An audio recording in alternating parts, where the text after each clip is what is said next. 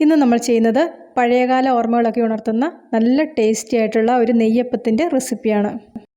സാധാരണ നെയ്യപ്പം ഉണ്ടാക്കുമ്പോൾ 6 മണിക്കൂറും 8 മണിക്കൂറും ഒക്കെ റെസ്റ്റ് ചെയ്തതിന് ശേഷമാണ് ഉണ്ടാക്കാറ്. ഈ ഒരു നെയ്യപ്പം 1 മിനിറ്റ് പോലും റെസ്റ്റ് ചെയ്യാതെയാണ് ചെയ്തെടുക്കുന്നത്. അരികൊക്കെ നന്നായിട്ട് മുരിഞ്ഞ് അകമൊക്കെ നല്ല വെന്ത് സോഫ്റ്റ് ആയിട്ടുള്ള നെയ്യപ്പം ഉണ്ടാക്കുന്നത് എങ്ങനെയാണെന്ന് നോക്കാം. അതുപോലെ തന്നെ നെയ്യപ്പം ഓരോന്നായിട്ട് ഉണ്ടാക്കുമ്പോൾ ഇതുപോലെ ആദ്യം തന്നെ ചെരിച്ച് അരിപ്പപാത്രത്തിൽ വെക്കാൻ വേണ്ടിയിട്ട് പ്രത്യേകം ശ്രദ്ധിക്കുക. അങ്ങനെയാണെങ്കിൽ എണ്ണയെല്ലാം താഴേക്ക് ഊറിപ്പോയിക്കോളും. 1.5 കപ്പ് അരിയുടെ നെയ്യപ്പമാണ് ഇവിടെ ഉണ്ടാക്കുന്നത്. 4 അണി ശർക്കര ഇവിടെ ഉരുക്കാൻ വേണ്ടിയിട്ട് വെച്ചിട്ടുണ്ട്. 1/2 കപ്പ് വെള്ളം ഒഴിച്ചിട്ടാണ് ഇത് ഉരുക്കിയെടുക്കുന്നത്. ജസ്റ്റ് ശർക്കര ഒന്ന് ഉരുകുന്നത് വരെ മാത്രം ഉരുക്കിയെടുത്താൽ മതി. പാനി രൂപത്തിലൊന്നും ആക്കിയെടുക്കേണ്ട ആവശ്യമില്ല. ശർക്കരയൊക്കെ ഉരുകിയെന്ന് മനസ്സിലാകുന്ന സമയത്ത് തന്നെ ഇത് അടുപ്പത്തു നിന്ന് മാറ്റാം. അടുത്തതായിട്ട് ചെയ്യേണ്ടത് ഒരു പാനിൽ 2 സ്പൂൺ നെയ്യ് ഒഴിച്ചു കൊടുക്കാം.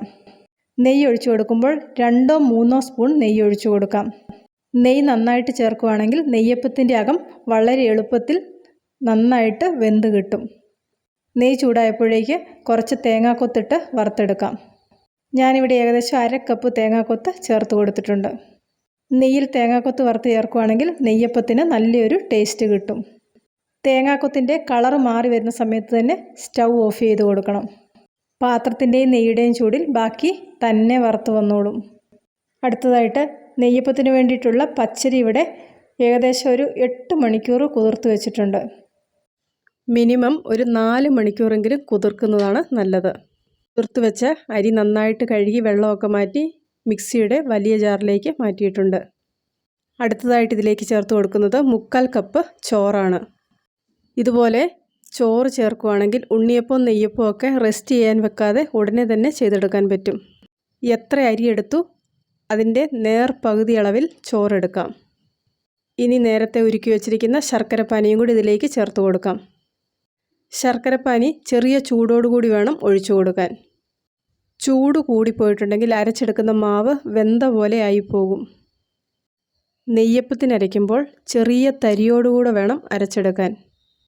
വീഡിയോ ഒന്ന് ശ്രദ്ധിച്ചിട്ടുണ്ടെങ്കിൽ ആ കൺസിസ്റ്റൻസി മനസ്സിലാകും. അതുപോലെ തന്നെ ഒരുപാട് വെള്ളം കൂടിപ്പോകാനും പാടില്ല. 4 ആണി ശർക്കരയ്ക്ക് 1/2 കപ്പ് വെള്ളമാണ് ഇവിടെ ചേർത്തത്. അടുത്തതായിട്ട് ഇതിലേക്ക് വേണ്ടിയിട്ട് 4 ഏലക്കായും ഒരു 1/4 ടീസ്പൂൺ ജീരകവും കൂടി ഒന്ന് ചതച്ചെടുക്കാം.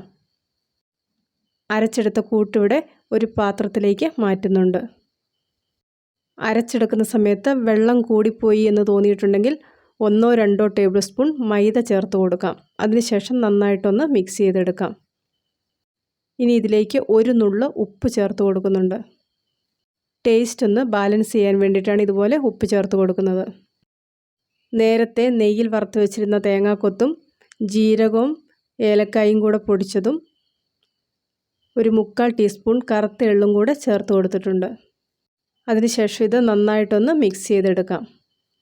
ഇതുപോലെ കുഴിവുള്ള പാത്രത്തിൽ വേണം നെയ്യപ്പം ഉണ്ടാക്കിയെടുക്കാൻ. ഇരുമ്പിൻ്റെ ചീനച്ചട്ടിയാണ് ഏറ്റവും നല്ലത്.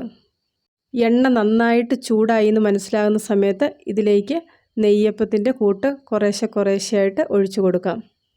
എണ്ണ നന്നായിട്ട് ചൂടായില്ലെങ്കിൽ നെയ്യപ്പം ശരിയായിട്ട് വരില്ല.